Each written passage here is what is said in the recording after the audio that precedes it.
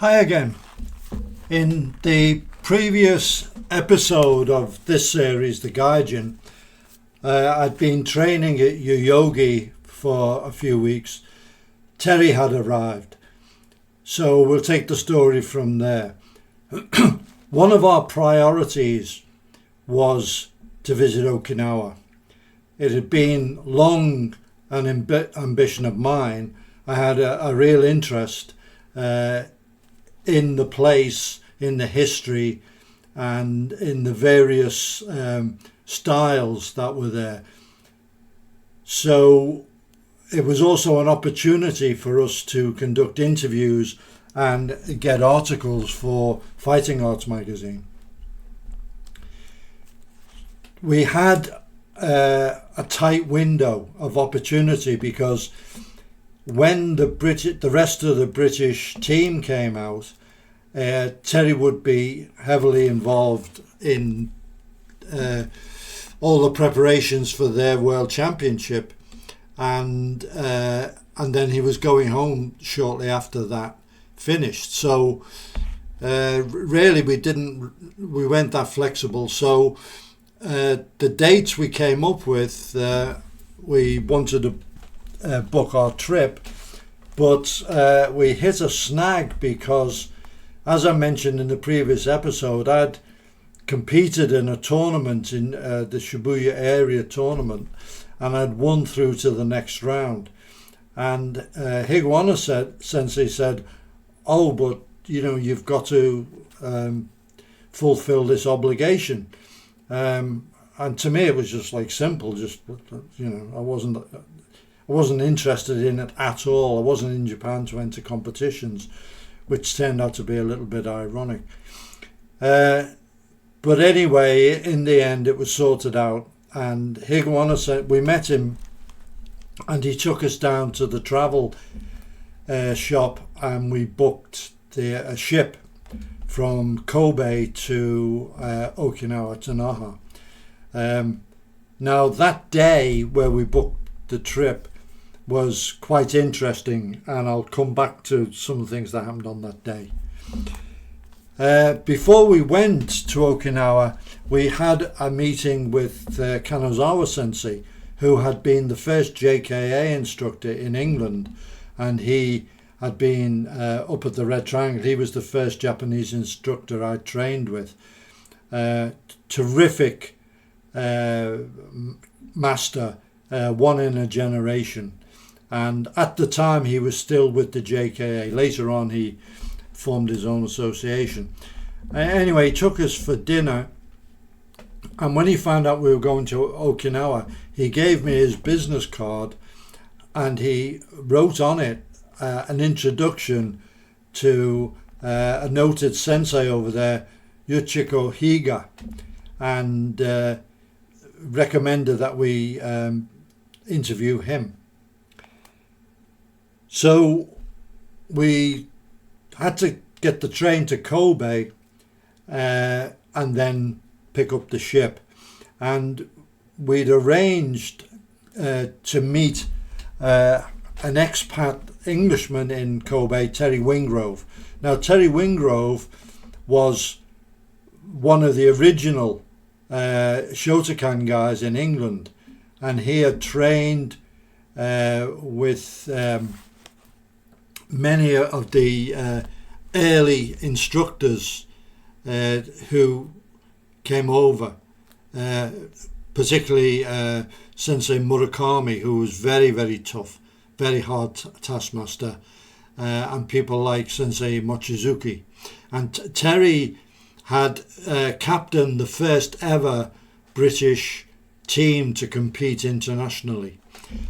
He had since located to Japan, and he, amongst other things, was working for FAJCO, the Federation of All Japan Karate Association organizations, and he knew everyone. He was well plugged in. Anyway, met up with Terry, and he took us along to meet one of his instructors. He was doing a lot of different things. This was Sensei Chojiro Tani of the Shitoryu or Shukukai. Terry was so helpful to us, really nice guy. He's still actively teaching. He's very, very high grade now. And I just hope one day he writes his autobiography, because he's had a truly fascinating life.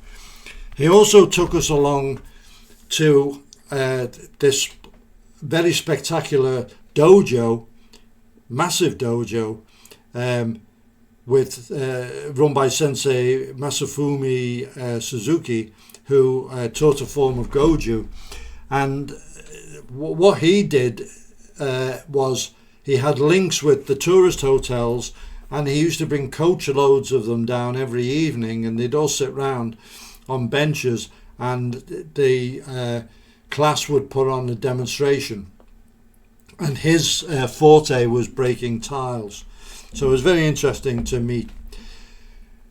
We had arranged, Terry had arranged for us to crash at the apartment of a couple of other expats. They weren't martial arts guys, just a couple of Brits. And we was going to sleep there and then catch the ship the next day. As it turned out, we stayed up all night telling stories. Now, I'd been working with Terry for about 3 years on the door in Liverpool. Terry had obviously had 10 years experience at this time, and the stories came thick and fast, and these two guys were absolutely spellbound, and I just wish I could remember those stories. I mean, this was 1973 and a lot's happened since then, and I really wish I could remember them, because they were hilarious stories. These guys, we had them in absolute splits of laughter. We made our way to the ship. Terry suggested we buy some rolls and fillings to make sandwiches, and that was a really good idea, because there's a very limited diet on the ship. We arrived at Naha, the port, and disembarked, and a Okinawan chap came over to us and asked us if we were going to the Jundokan, which was where we'd arranged to stay and train, the headquarters of Okinawa Goju. And his name turned out to be Mr. Chinnen, no relation to Teruo Chinnen, who I later met when he came over to England. He was resident in Spokane, Washington. And in the car, we said to him, how did you know to approach us? Because there were a lot of foreigners on the ship, a lot of Americans and so on. And he just simply said, I just looked at your knuckles. The assumption was if you were training at your yogi, you'd be able to tell by the knuckles, or calluses, or scars on the knuckles. So we turned up at Jundokan and we met Master Miyazato. He had been a student of the founder, Chojun Miyagi, and had kept the training going, and then eventually built this building, this purpose-built dojo as the headquarters, and it was a very impressive place. The main dojo, a beautiful floor. It had a shrine, pictures of Kanryo Higaonna, Chojun Miyagi, and Jun Shinzato, who was the presumptive heir who was killed during World War II. Lots of equipment. First time I saw the Kongo Ken, the big iron ring. There was a massive kick bag in one corner, and a line of makiwara. There was a balcony with some rooms upstairs. We stayed in a room upstairs, Terry and I, and we were really welcomed, and Mrs. Miyazato came down and brought us some melon and some drinks and made us feel very, very welcome.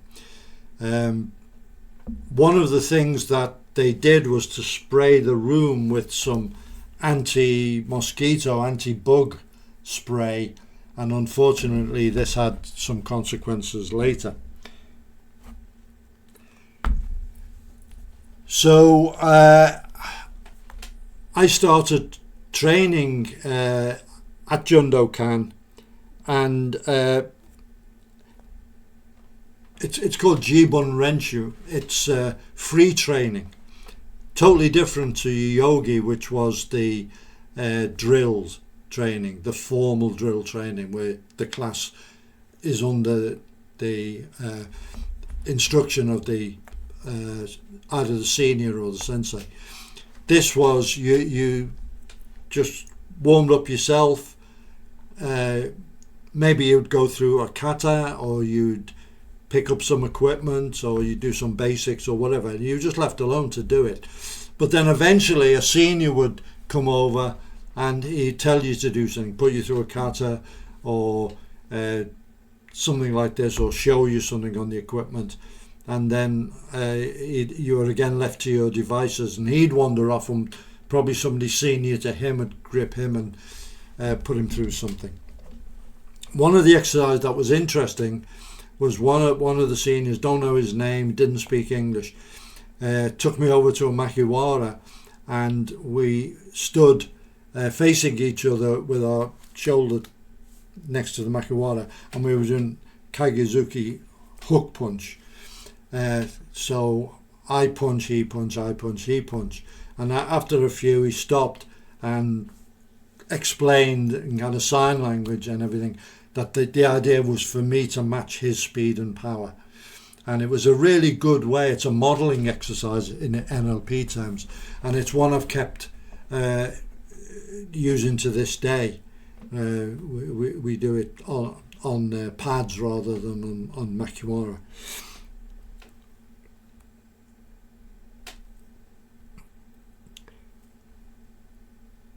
So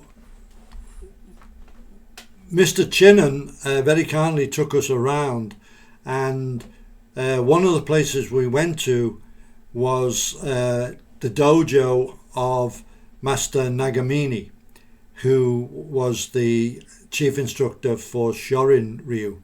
Shorin Ryu is one of the original systems in Okinawa.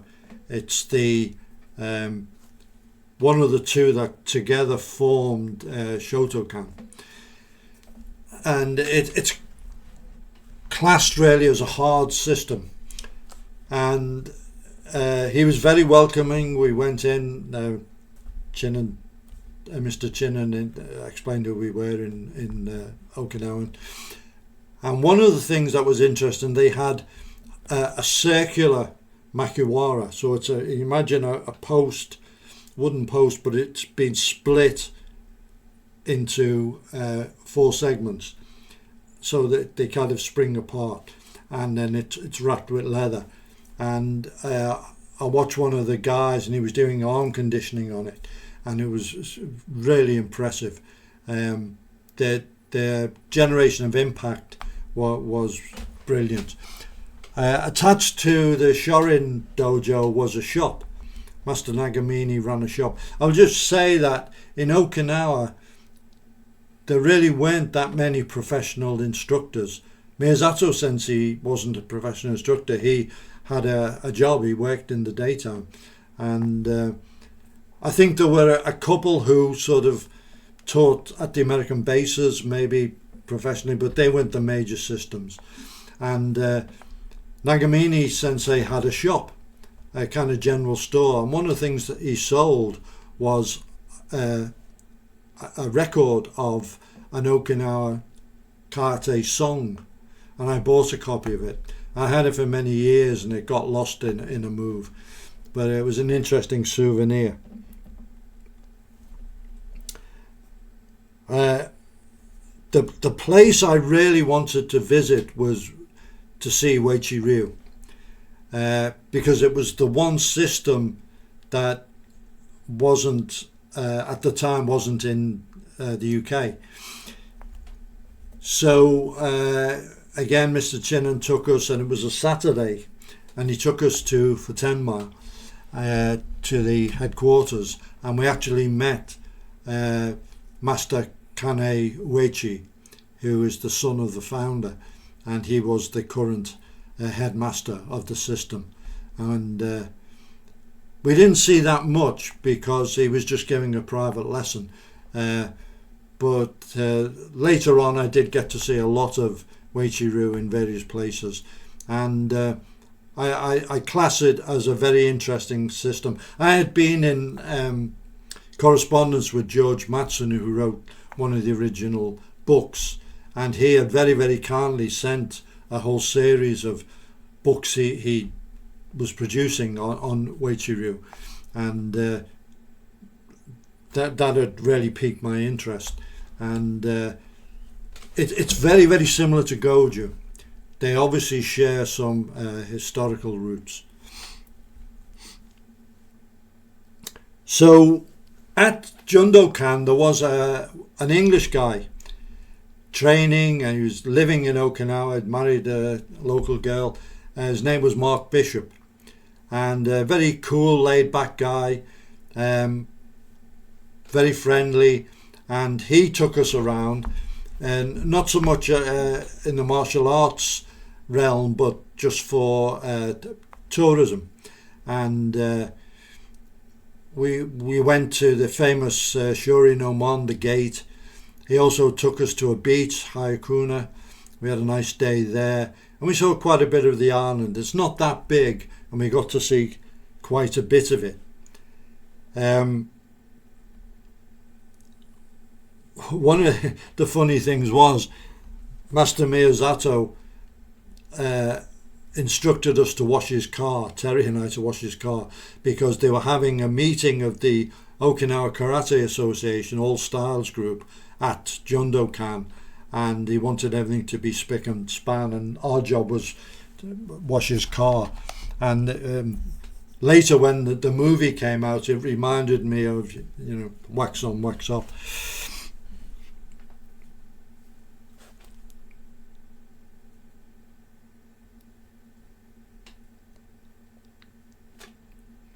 The Okinawans are very, very aware of karate. It's part of their culture in a way that it's not in Japan. And an example of this was the original Makiwara pad was straw rope. And while I was in Japan, I thought I'd get some. And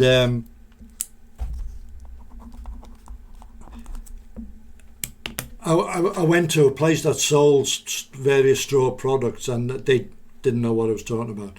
But there was a place I passed in Okinawa, and I went in, and I said, I need some straw rope. And apparently they sold different types of straw rope. And he said, what's it for? So I told him, I said, for a Makiwara. And he went, where do you train? So I said, Jundokan. Oh, Master Miyazato. Went in the back, and he came out, and he said, this is the kind of rope you need for Makiwara. So I asked him how much it was. He said no, and gave it to me as a present. So the awareness was quite there. I didn't find anything really deep about karate there, and to illustrate this, one of the seniors at Jundokan was a chap called Ted Yasuda, who spoke very good English. He worked on one of the bases, I think Kadena, and he invited me to his house, and he was telling me about the importance of breathing and all this, and I'm all ears and all that. And he said, I've got this book, very, very important book. So I thought this is going to be an original copy of the Bubishi or something like this, or some Chinese manuscript. And he went to his bookshelf and pulled out Teach Yourself Yoga, which was a British book, yellow paperback in the series Teach Yourself. They had everything, golf, train spotting, knitting, everything. And this was the secrets, was Teach Yourself Yoga.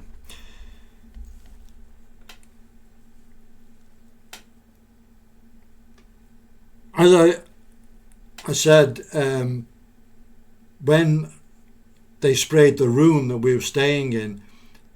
What happened? It triggered Terry's asthma. Terry had suffered many years from asthma, and he had a quite serious attack, respiratory attack, and he couldn't sleep, and he'd get up and he'd go to the shower and sit under the cold shower at night, and he was obviously in real distress, to the point where I went and booked him a flight with ANA,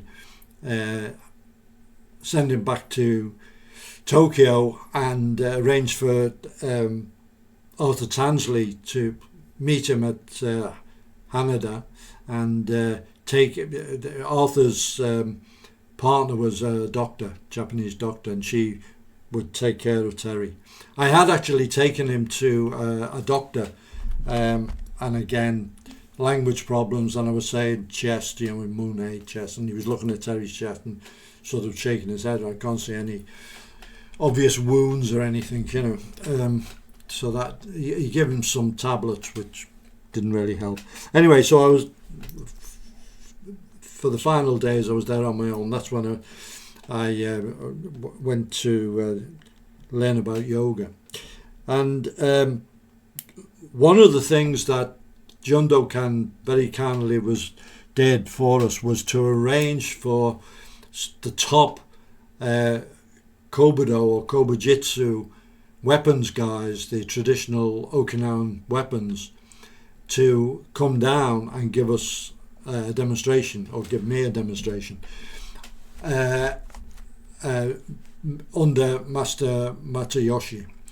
And they showed all these weapons, some of which I'd never seen before. The 3-part nunchuck I'd never seen, and the nunte, which is a kind of sai with reversed tine on them, which is affixed to a pole, and also the oar, the eku, things like this. They explained everything. It was my job was to take photographs, and Terry had left me his camera to do this. At the time, I wasn't skilled at photography in any way, and I didn't know what all the controls on the camera were. But just by luck, they came out with marvellous photographs, which were later used in a book on traditional training equipment, and also obviously in fighting arts. So I came back to Tokyo by myself, or Kobe and then Tokyo, through 2 days of Typhoon Nora, eating nothing but curry and rice, and got back, hooked up with Terry, and we'll continue the story next time.